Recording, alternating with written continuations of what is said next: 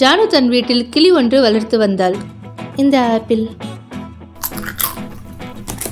கிளி ஆப்பிள் உண்ட பின் சிறிய ஊஞ்சலில் ஆடியது.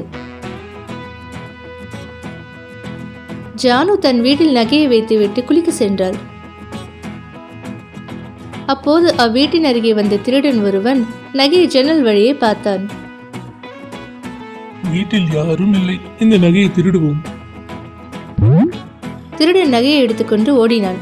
அதை பார்த்த ரோசி, திருடன் திருடன் திருடன் திருடன். ஜானு ரோசி இருவரும் திருடனை தேடி சென்றனர். திருடன் வேகமாக ஓடியதால் அவனை ஜானுவால் பிடிக்க முடியவில்லை. நாம் இந்த நகையை மரத்தில் ஒளித்து வைப்போம். திருடன் நகையை ஒரு மரத்தின் பொந்தில் வைத்தான்.